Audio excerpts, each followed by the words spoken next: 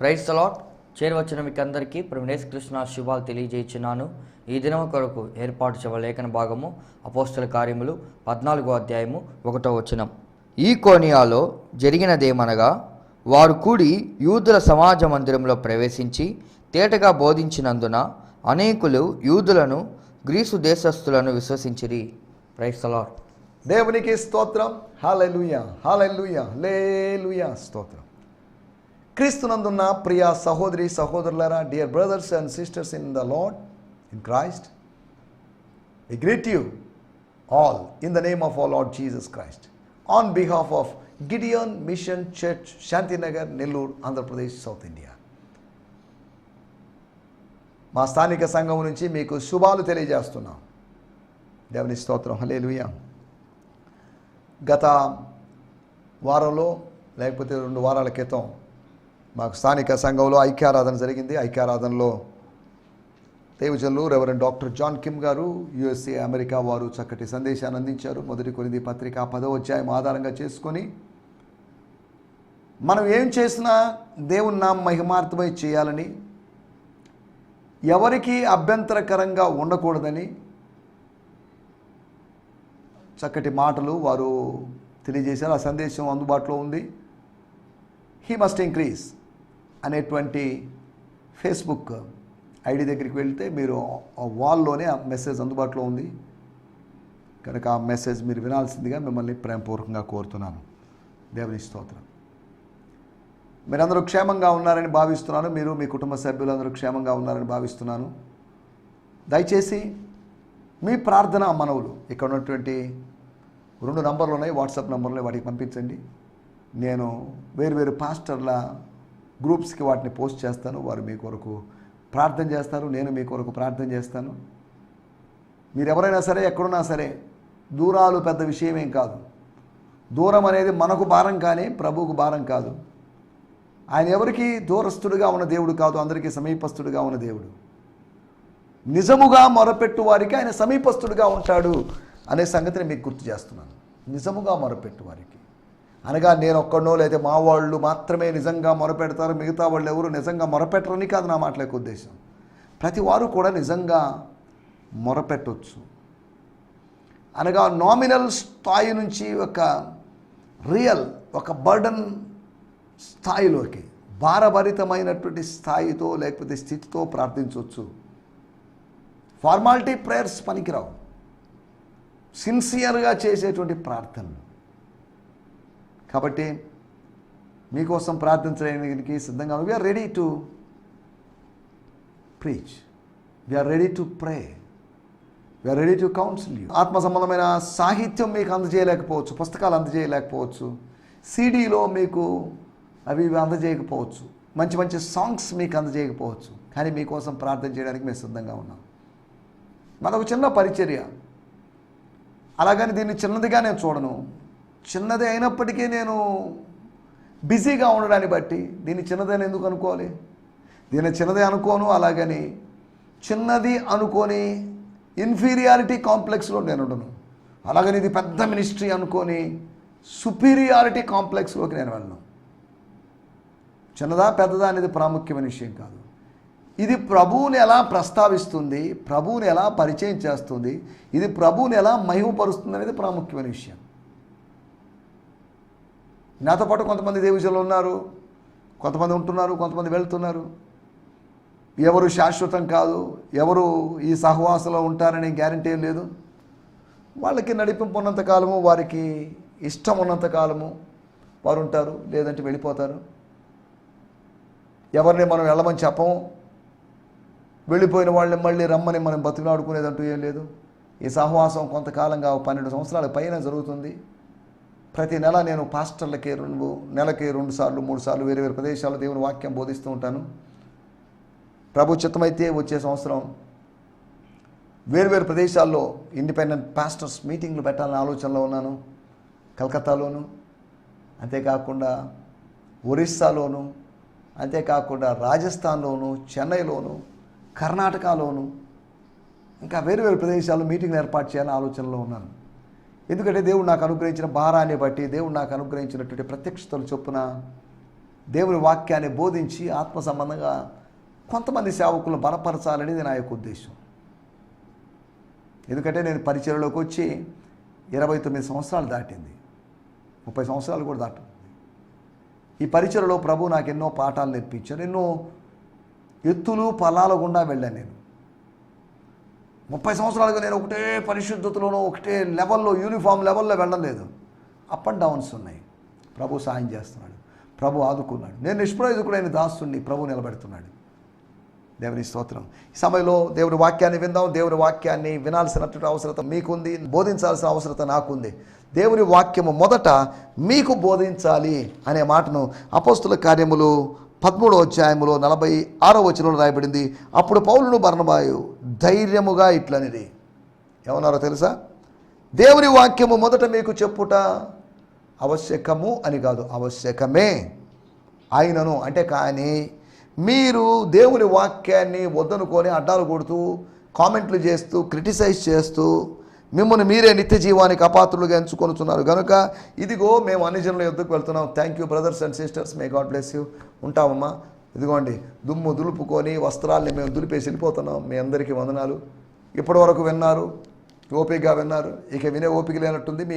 మీరు నమ్మినటువంటి సిద్ధాంతాలతో విభేదిస్తున్నట్టుగా ఉంది మా సువార్త. మీ జూయిష్ థియాలజీకి వ్యతిరేకంగా ఉన్నట్టుంది జీసస్ థియాలజీ. కాబట్టి నో ప్రాబ్లం, మీరు అంగీకరించాలని రూల్ అనేది మా బాధ్యతగా మేము ప్రకటించాం, వెళ్తున్నాం, వీఆర్ గోయింగ్ అని చెప్పి సెలవు తీసుకున్నారు. దేవుని స్తోత్రం. మిషనరీ జర్నీలో మొదటి మిషనరీ జర్నీలో జరిగినటువంటి విషయాలని మనం ఆలోచిస్తున్నాం. దేవుని వాక్యము మొదట మనకు చెప్పబడాలి. దేవుని వాక్యం దేవుని సంఘానికి, దేవుని ప్రజలకి, తర్వాత అనిజనులకి. అనగా మొదట, రెండవదిగా, మూడవదిగా అని చెప్పడం లేదు మనం. అని ఒకవేళ మనకు we need word of God. నేను మా సంఘ యవనస్తులకి వాళ్ళందరూ అడిగే ప్రశ్న, ఈరోజు బైబిల్ చదివారా? నా కుమార్తెలను అడిగే మాట, బైబిల్ చదివారా ఈరోజు? Read Bible everyday, read Bible everyday. ఉదయం లేవగానే మొబైల్ పట్టుకోవడం కాదు, వాక్యం చదవండి, వాక్యం చదవండి, వాక్యం చదవండి. వాక్యం చదవాల్సిన అవసరం ఉంది. వాక్యము మీతో మాట్లాడాలి. వాక్యము మీ యొక్క వ్యక్తిత్వాన్ని మారుస్తుంది. వాక్యం చదవండి. కాబట్టి ఉదయకాలం మీ వ్యక్తిగతమైన ధ్యానాలు ముగించుకున్నారని నేను భావిస్తున్నాను. నిన్న మనం కొన్ని విషయాలు ఆలోచించాం, మనం ఎలా మాట్లాడాలని. ఒకటి, మనం తేటగా మాట్లాడాలని, కన్ఫ్యూజన్ లేకుండా క్లారిటీగా మాట్లాడాలని. రెండోది, ధైర్యంగా మాట్లాడాలని, వివేచనతో కూడుకున్నట్టు విజ్ఞానముతో వివేచనతో మాట్లాడాలని, వెరిగా మాట్లాడకూడదని, ఏదో కాలక్షేపంకు మాటలు మాట్లాడినట్లుగా మాట్లాడకూడదని, తర్వాత ఆత్మీయ ఆవేశంతో లేకపోతే అవగాహనతో మనం మాట్లాడాలని, తర్వాత అధికారయుతంగా మనం మాట్లాడాలని, ఆరవదిగా మనము వివరణాత్మకంగా సమాచారాత్మకంగా మాట్లాడాలి అనే విషయాలు నిన్న మనం ఆలోచించాం. రండి ఇదైనా మనం దేవుని వాక్యాన్ని ధ్యానించుకుందాం. నిన్న ధ్యానించుకున్నటువంటి దేవుని వాక్యాన్ని మరలా అపోస్తుల కార్యములు 14వ అధ్యాయము 1వ వచనాన్ని మనం చదువుకుందాం. ఈరోజు మూలవాక్యం అదే, నిన్న కూడా అదే మూలవాక్యం. తర్వాత అపోస్తుల కార్యములు ఇంకొక 4-5 ఎపిసోడ్లు అపోస్తుల కార్యములు 14వ అధ్యాయం, తర్వాత 15వ అధ్యాయంకి వెళ్తాం. మనకి ఇంకా కొన్ని రోజులు ఉన్నాయి. ఒక 55 రోజుల్లోపు మిగిలినటువంటి 14 అధ్యాయాలు మనం పూర్తి చేయాలి. అనగా ఒక్కో చాప్టర్ నుంచి 4 సందేశాలు మించి ఇవ్వలేము. ఇంచుమించు జనవరి 10వ తేదీ వరకు దీనిలోంచి మెసేజెస్ ఇస్తాను. తర్వాత మళ్ళీ మనం ఏదైనా పుస్తకంలోకి వెళ్ళడానికి ప్రయత్నం చేస్తాం. జనవరి 10 ఎందుకంటే ఈ మధ్యకాలంలో ఆ దేవజనులు పాస్టర్ రాజన్ గారు ఒక 2 సందేశాలు, పాస్టర్ జాన్సన్ గారు ఒక 3 సందేశాలు, ఇలా వేరు దేవజనులు మెసేజ్లు ఇచ్చారు. అవి ఒక 6-7 మెసేజ్లు వెళ్తాయి కనుక వాటిని కూడా కవర్ చేయడానికి మొత్తం 365 సందేశాలు అపోస్తుల కార్యముల్లోంచి ఉండాలనేది నా యొక్క ఉద్దేశం. రూల్ ఏం లేదు, కానీ అలా ఉంటే బాగుంటుంది అనేది నా యొక్క ఉద్దేశం. అనగా 2020, 2021, 2022 యోహాను సువార్త, 2023వ సంవత్సరం మొత్తం అపోస్తుల కార్య ధ్యానాలు. అవసరమైతే ఒకవేళ మళ్ళీ దేవుడు ప్రేరేపిస్తే మరలా మనం ఒకవేళ గ్యారంటీ లేదు, అపోస్తుల కార్యం మళ్ళీ కొద్దిగా రివైజ్ చేసుకోవడానికి ప్రయత్నం చేస్తాం. మళ్ళీ అపోస్తుల కార్యం 1వ అధ్యాయం నుంచి రీస్టార్ట్ చేయడానికి మనం ప్రయత్నం చేద్దాం. చూద్దాం. నేను అలాగ అనుకుంటున్నాను. నేను అదేం కన్ఫర్మ్ కాలేదు. ఒకవేళ ఎక్కడైనా మిస్ అయిపోయినాయి వాటిని మళ్ళీ కవర్ చేసుకుంటాం. మళ్ళీ బ్యాక్ వెళ్ళిపోయి కొద్దిగా చెప్పిన మెసేజ్లు కాకుండా ఏదైనా ఇంకా కొత్త థాట్స్ కోసం వాటి కోసం మనం మళ్ళీ 1వ అధ్యాయం నుంచి స్టార్ట్ ఒకవేళ గ్యారంటీ ఏం కాదు, ట్రై చేద్దాం. అపోస్తల కార్యంలోకి వెళ్ళడానికి ప్రయత్నం చేస్తాం. అప్పటికి అపోస్తల కార్యంలో ఇంచుమించు 700 సందేశాల వరకు 2024 సంవత్సరంలో కూడా అపోస్తల కార్యములు ధ్యానించేటువంటి అవకాశం ఉంది. కనుక మనం అలా వెళ్ళడానికి ప్రయత్నం చేద్దాం. దేవుని స్తోత్రం. ఈ సమయంలో అపోస్తల కార్యములు 14వ అధ్యాయము 1వ వచనం. ఈ కొనియాలో జరిగిందేమనగా యూదుల సమాజ మందిరంలో ప్రవేశించి తేటగా బోధించినందున అనేకులు యూదులను గ్రీసు దేశస్థులను విశ్వసించిరి. స్తోత్రం. సమాజ మందిరముల్లో గ్రీసు దేశస్థులు విశ్వసించారు. అనగా యూదా మతం ఎక్కడ విజయం సాధించిందో అక్కడ యేసు అనుచరులు విజయం సాధించారు. అన్యజనులైనట్లు వారిని, గ్రీసు దేశస్థులైన వారిని ఆకర్షించి మత మార్పిడి చేసి తమ మతంలో తమ సమాజ మందిరాల్లో సభ్యులుగా చేసుకొని ఇంకా అవసరమైతే తమ మతాన్ని ఇంకా బలపరుచుకోవడానికి వాళ్ళు ప్రయత్నం చేస్తున్న సందర్భాలు ఇవి. వాళ్ళు మత ప్రచారానికి లేకపోతే వాళ్ళు స్వార్థీకరణ అనబడినది చేయడానికి వాళ్ళకి అవకాశం లేదు. అలాగే సాక్ష్యాలు చెప్పుకోవాల్సిందే, యెహోవా దేవుని గురించి చెప్పుకోవాల్సిందే, క్షేమాలోని మాటలు చెప్పుకోవాల్సిందే, నీ దేవుడైన యెహోవా అద్వితీయుడని ఇలా చెప్పుకోవాల్సిందే తప్ప మనం చెప్పుకోగలిగినట్లుగా వాళ్ళకి స్వార్థ లేదు. యెహోవా దేవుడు మీ కొరకు చనిపోయాడని వాళ్ళు చెప్పలేరు. యూదుల యొక్క సువార్తలో దానికి అవకాశం లేదు. కానీ మన సువార్తలో యేసు ప్రభు మీకోసం చనిపోయాడు అని చెప్పగలరు. యెహోవా దేవుడు వాళ్ళ కోసం వ్యక్తిగతంగా ఏం చేశాడో వాళ్ళు చెప్పుకోలేని పరిస్థితి. కానీ యెహోవా దేవుడు తన కుమారుడిని పంపించగా తనే కుమారుడిగా వచ్చి ఈ లోకానికి మానవాళి ప్రయోజనం కోసం, రక్షణార్థమై, లోక కళ్యాణం కోసం ఏం చేశాడని మనం సువార్తలో చెప్పగలం. సువార్తలో ప్రతి వాడిని సార్వత్రికమైంది, ప్రతి వాడిని ఇంక్లూడ్ చేయొచ్చు. వాళ్ళ యొక్క వేరువేరు మతాల్లో ఎక్స్క్లూడ్ చేస్తున్నారేమో. కానీ క్రిస్టియానిటీలో లేకపోతే క్రిస్టియన్ మెథడ్లో లేకపోతే క్రిస్టియన్ వేస్లో, ఈ గాస్పల్లో, ట్రూ గాస్పల్లో every one is included. Other రిలీజియన్స్లో ఎక్స్క్లూడ్. మీరు లేదండి, మీరు కాఫీర్లండి, మీరు అవిశ్వాసులండి, మీరు అన్యజనులండి, మీరు స్త్రీలండి, మీకు అవకాశం లేదండి అని వాళ్ళని నెట్టేయచ్చు. ఇది మాకు సంబంధించింది, ఇది పలానా భాష మాట్లాడే వాళ్ళకి సంబంధించింది, పలానా ప్రాంతం వాళ్ళకి సంబంధించింది, కాబట్టి సారీ అండి అని కొంతమందిని రిమూవ్ చేయొచ్చు, ఎక్స్కమ్యూనికేట్ చేయొచ్చు, వాళ్ళని బయటికి నెట్టేయచ్చు. ఇక్కడ చూడండి, ఎక్కడైతే యూదా మతం విజయం సాధించిందో అక్కడే యూదా మతం మీద పై చెయ్యి సాధించినటువంటి క్రైస్తవ మార్గం. వాళ్ళు ఏం బోధించారో మరి తెలియదు, వాళ్ళు ఏం బోధించే అవకాశం ఉందో తెలియదు. అక్కడ రాయబడింది, మత్తయి సువార్త 23వ అధ్యాయంలో రాయబడింది, మీరు ఒకరిని మతంలో కలుపుకోవడానికి సముద్రాన్ని చుట్టూ వస్తారు. వాడి ఇంటి చుట్టూ తిరిగి, వాడి దగ్గరికి మాటి తిరిగి, ఉదయం సాయంత్రం తిరిగి, అనేక రోజులు తిరిగి, రండి బాబు మా మతం మంచిది, మా మతంలో చేరండి అని డబ్బాలు కొట్టుకుంటూ, మా మతంలో గొప్ప కార్యాల గురించి చెప్పుకుంటూ, ధర్మశాస్త్రంలో గొప్ప కార్యాలు చెప్పుకుంటూ ఇలా తిరిగారు. కానీ మతంలోకి వచ్చిన తర్వాత ఏంటి పరిస్థితి?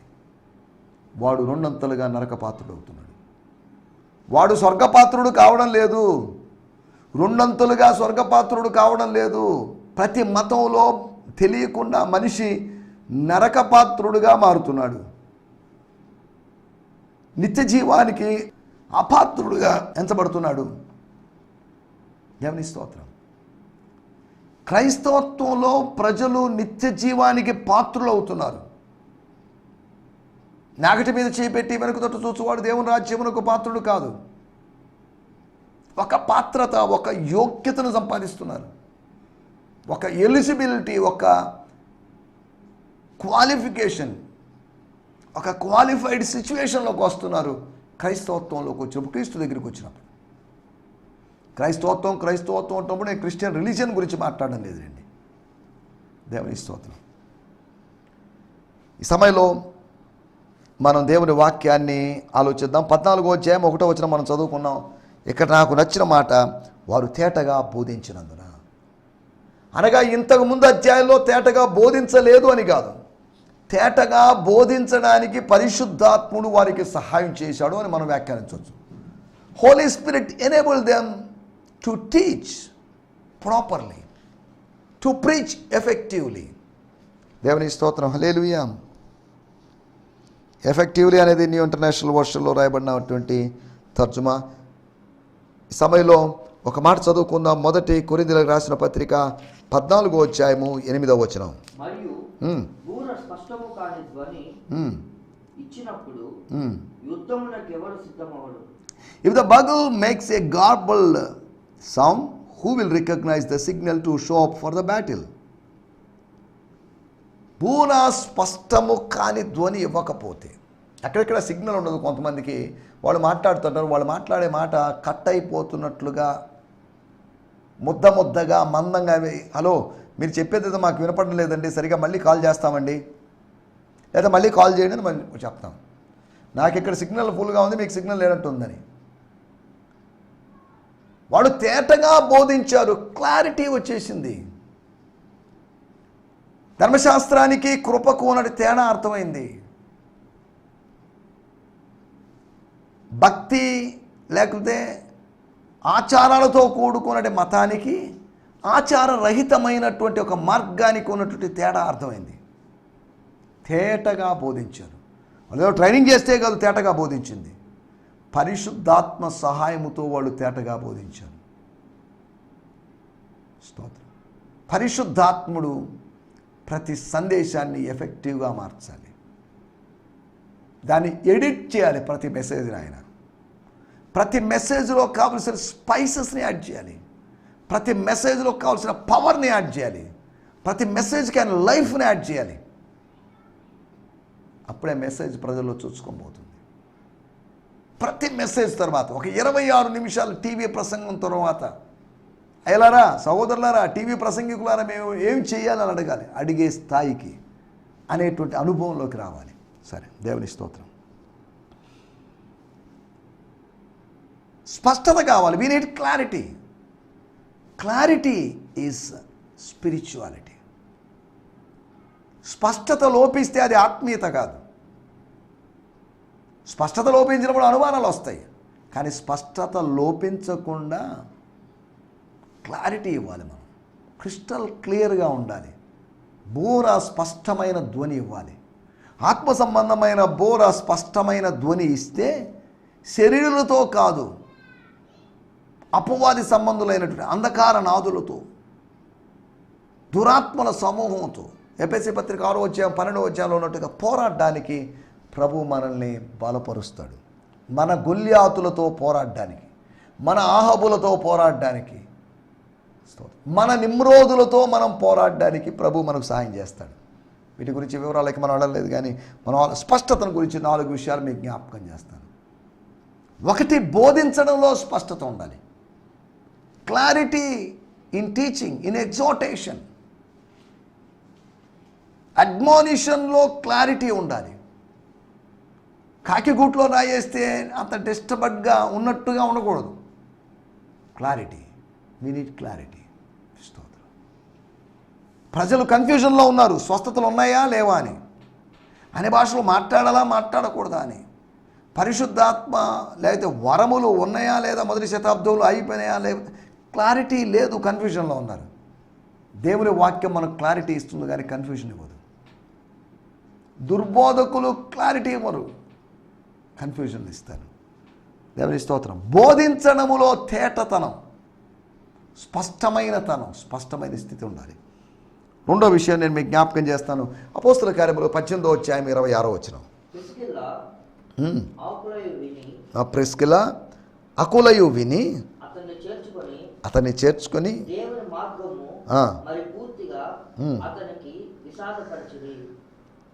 విషదపరిచిరి. But he fearlessly preached in the synagogue. Apollos అనేటువంటి వ్యక్తిని గురించి.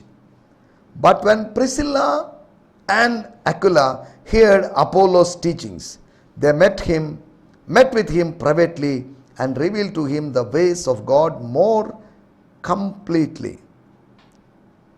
His spirit boiled and రాయబడింది. స్తోత్రం, హల్లెలూయా, స్తోత్రం.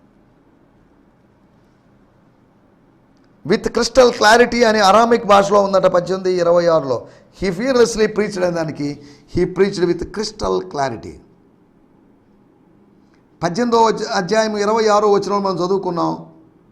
But when Priscilla and Aquila heard Apollos' teachings they met with him privately. వాళ్ళని వ్యక్తిగతంగా అతన్ని, ఆ పండితుణ్ణి, ఆ ప్రవీణుణ్ణి వ్యక్తిగతంగా కలుసుకున్నారు అని రాయబడింది. అరామిక్లో రాయబడింది they took him into their home. చేర్చుకున్నారంటే, సార్ మీకు అభ్యంతరాలు అయితే మా ఇంటికి రండి సార్ మాట్లాడుకుందాం అని ఆ భార్య ఆ భర్త ఇద్దరు, ఆ లీడర్స్, వాళ్ళేం ఎవాంజలిస్టులు కాదు, వాళ్ళేం ప్రాఫిట్స్ ఏం కాదు, అపోజల్స్ ఏం కాదు, వాళ్ళని ఇంటికి తీసుకుపోయారు. దేవుని స్తోత్రం. ఒక మిషనరీ కపుల్ వాళ్ళని ఇంటికి తీసుకుపోయారు. టెంట్ మేకర్స్ వాళ్ళని, స్కాలర్ని ఇంటికి తీసుకుపోయారు. రండి సార్ మా ఇంటికి అని వాళ్ళ ఇంటికి తీసుకొని పోయారు. స్తోత్రం, హల్లెలూయా. అక్కడ రాయబడిన మాట and revealed to him, preach to him అని కాదు, టాట్ హిమ్ అని కాదు, the ways of God more clearly, more accurately. They fill in the gaps in his understanding of lord Jesus. అనగా ఆయనకున్నటువంటి అండర్స్టాండింగ్స్లో ఎక్కడైనా గ్యాప్స్ ఉన్నట్లయితే యేసు ప్రభువుని గురించి అవన్నీ ఫిల్ చేశారు. చూడండి, they filled in the gaps in his understanding of lord Jesus Christ. యేసుక్రీస్తుని గురించి అవగాహనలో ఉన్నటువంటి ఆ గ్యాప్స్ని కవర్ చేశారు, నింపేశారు. స్తోత్రం. స్పష్టత, బోధించడములో స్పష్టత, ప్రీచింగ్లో స్పష్టత. రెండోది టీచింగ్లో లేకపోతే ఎక్స్ప్లెయినింగ్లో, వివరించడంలో, విశదపరచడంలో మనకు స్పష్టత కావాలి. మూడో విషయాన్ని నేను మీకు జ్ఞాపకం చేస్తాను. కొలస్సీ పత్రిక 2వ అధ్యాయము 2వ వచనం. నేను ఎంతగా పోరాడుచున్నానో మీరు తెలుసుకొనగోరుచున్నాను. వారు ప్రేమయందు అతుకబడి సంపూర్ణ గ్రహింపు యొక్క సకల ఐశ్వర్యము కలిగిన వారై దేవుని మర్మమైన క్రీస్తును స్పష్టంగా తెలుసుకున్న వారై తమ హృదయములలో ఆదరణ పొందవలనని వారందరి కొరకు పోరాడుచున్నాను. రాయబడింది, I'm contending for you that your hearts will be wrapped in the comfort of heaven. పరలోకపు ఆదరణ చేత మీ హృదయాలు కప్పబడాలని, చుట్టబడాలని, and woven together into love's fabric, ప్రేమ వస్త్రము చేత కుట్టబడినట్లుగా ఉండాలని. ఇక్కడ రాయబడింది, this will give you access to all the riches of God as you experience the revelation of God's mystery Christ. ఇక్కడ రాయబడిన మాట, that your hearts will be wrapped in the comfort of haven. మీరు క్రీస్తు యేసును స్పష్టముగా తెలుసుకున్న వారై హృదయములో ఆదరణ పొందవలనని. ఆదరణ కూడిక పెడితే కదండి ఆదరణ వచ్చేది. క్రీస్తు యేసును స్పష్టంగా తెలుసుకోవాలి.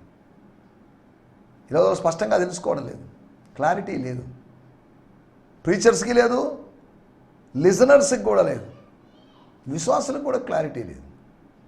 అలాగని క్లారిటీ కోసం ఏదైనా ప్రయత్నం చేస్తున్నారంటే అది లేదు. స్పష్టత కోసం ప్రయత్నిద్దాం. మనకు అర్థం కాని విషయాలు బోల్డ్ ఉన్నాయి. ప్రభువుని అడుగుదాం, ప్రభు టీచ్ మీ లా. ప్రార్థన చేయడం నాకు నేర్పించు. వాక్యాన్ని అర్థం చేసుకోండి. నీ ధర్మశాస్త్రంలోని ఆశ్చర్యకరమైన సంగతులు గ్రహించున్నట్లుగా, నీ ధర్మశాస్త్రంలో ఆశ్చర్యకరమైన సంగతులు నేను చూసినట్లుగా చూడాలి. నేను వాటిని నా కనులు తెరువు. కనులు తెరవబడితే అర్థమవుతుంది ఈ పుస్తకం. మిగతా ఇతర పుస్తకాలకన్నిటికీ కనులు తెరవబడాల్సిన అవసరం లేదు. కళ్ళు తెరవబడే కదా మనం చదివేది అంటారేమో. భౌతికమైన కళ్ళు తెరవబడినప్పటికీ మనసు నేత్రాలు, మనోనేత్రాలు, హృదయ నేత్రాలు తెరవబడిందే, ఆత్మ నేత్రాలు తెరవబడిందే. ఈ పుస్తకంలో అక్షరాల మధ్యలో ఉన్నటువంటి, అణిగి ఉన్నటువంటి, లేకపోతే గుప్తంగా ఉన్నటువంటి, అక్షరాల మధ్యలో ఉన్నటువంటి ఆత్మీయ సందేశాన్ని మనం అర్థం చేసుకోలేము. స్తోత్రం, హల్లెలూయా. మూడో విషయం నేను మీకు జ్ఞాపకం చేస్తున్నాను. ఒకటి, బోధించడములో స్పష్టత కావాలి. ప్రతి ఆదివారమో లేదా ఆయా సమయాల్లో బోధిస్తున్నాం, బోధించడంలో స్పష్టత రావాలి. రెండోది, వివరణలో స్పష్టత రావాలి. కన్విన్స్ అయిపోయాడు, ఇంటికి వచ్చి భోజనం పెట్టిన దానికి కాదు కన్విన్స్ అయింది అపోలో గారు. ఎస్, నేను చదువుకున్నాను, ఏం లాభం, నేను పిహెచ్డీ చేశాను, ఐఎమ్ ఏ డాక్టర్, నేను డాక్టరేట్ చేశాను, కానీ ఏం లాభం, వీళ్ళు సామాన్యమైన ప్రజలు నాకు బోధించాలి. అలాగని అతను ఈగో హార్ట్గా, మీరేందండి నాకు చెప్పేది, ఎవరు మీరు పిల్లలు, మీరు అనుభవం లేని వాళ్ళు, మీరేం చదువుకున్నారు, డిగ్రీ చేశారా, అది చేశారని అడగలేదు. మనం ఎంత క్వాలిఫికేషన్లు ఉన్నంత మాత్రాన మనకు అన్ని ప్రత్యక్షతలు ఉన్నాయని కాదు అర్థం. నీకు పిహెచ్డి ఉండొచ్చు, కానీ ప్రత్యక్షత లేకపోతే ప్రభు యొక్క సంగతులను వివేచించలేవు. చదువు లేని పాస్టర్లు చాలామంది ఉన్నారు. వాళ్ళు వాక్యాన్ని అద్భుతంగా బోధించగలరు. చదువుకొని చేసిన పని కాదు అది, ప్రభు వారికి అనుగ్రహించిన జ్ఞానం. స్తోత్రం, హల్లెలూయా. ఆమోసు అనేటువంటి ప్రాఫెక్ట్ ఉన్నాడు. ఆయన ప్రవక్త కాదు, ప్రవక్తల శిష్యుడు కాదు, ప్రవక్త యొక్క కుమారుడు కాదు. మేడి పండ్లు ఏరుకునేటువంటి వ్యక్తిని దేవుడు ఆస్వాదించాడు. ఆయనకు ప్రత్యక్షతలు అనుగ్రహించాడు. నువ్వెవరైనా కావచ్చు, దేవుడు నీకు ప్రత్యక్షతలు అనుగ్రహించడానికి సిద్ధంగా ఉన్నాడు. నీకు లేకపోతే మనకు లభించిన దేవుని వాక్యములో నుంచి ఇతరులు అయితే కొందరు గ్రహించలేనటువంటి విషయాలను దేవుడు నీకు గ్రహించేటట్టు చేస్తాడు. అంతవరకే. దేవుని స్తోత్రం. 4వ విషయం నేను మీకు జ్ఞాపకం చేస్తాను. 1 తిమోతి పత్రిక 4వ అధ్యాయము 1-2 వచనాలు.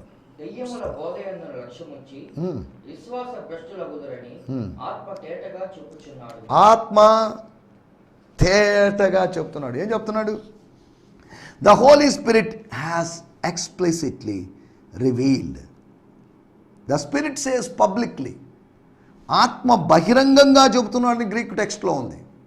తేటగా అంటే బహిరంగంగాని, అనగా గట్టిగా, ఓపెన్గా, రహస్యంగా కాదు, వ్యక్తిగతంగా కాదు. This is most likely through prophetic utterance in the church. God's spirit still speaks to his people today through his gifts of prophecy, tongues and interpretation of tongues and in many other forms. Paul is likely quoting a prophecy. ఇది ఫుట్ నోట్స్లో ఇచ్చాను. స్తోత్రం. The Holy Spirit has explicitly revealed. At the end of this age, many will depart from the true faith, one after another, devoting themselves to the spirits of deception and following demon-inspired revelations and theories. ఆత్మ తేటగా చెప్తున్నాడు. భ్రష్టులు అవుతారు. విశ్వాస భ్రష్టత సంభవిస్తుంది. Apostasy సంభవిస్తుంది. పరిశుద్ధాత్ముని యొక్క హెచ్చరిక, ప్రవక్తల ద్వారా లేదా దైవజనుల ద్వారా, అభిషక్తుల ద్వారా వస్తున్నటువంటి హెచ్చరిక. నా మాటలు నేను ఇక్కడ ముగిస్తున్నాను. బోధించబడడంలో మనకు స్పష్టత ఉండాలి, వివరణలో స్పష్టత ఉండాలి, ఎరగడంలో, తెలుసుకోవడంలో స్పష్టత ఉండాలి. 4వదిగా హెచ్చరికలో స్పష్టత ఉండాలి. ఇటు స్పష్టత కలిగి ముందుకు సాగిపోవడానికి ప్రభు మనకు సహాయం చేయనుగాక. ఆమేన్. హల్లెలూయా. హల్లెలూయా. ఈ సందేశము మీకు ఆశీర్వాదకరంగా ఉందని నమ్ముచున్నాము. ప్రార్థనా అవసరతల కొరకు మమ్మల్ని సంప్రదించవలసిన మా చిరునామా గిద్యోన్ మిషన్ చర్చ్, 6వ వీధి, శాంతినగర్, నెల్లూరు 4, ఆంధ్రప్రదేశ్. పిన్ 524004. మా ఫోన్ నంబర్లు 7036443613 మరి ఒక నంబర్ 9392293010. మా ఈమెయిల్ ఐడి gfihmi2015@gmail.com. దేవుడు మిమ్మును ఆశీర్వదించునుగాక. ఆమేన్.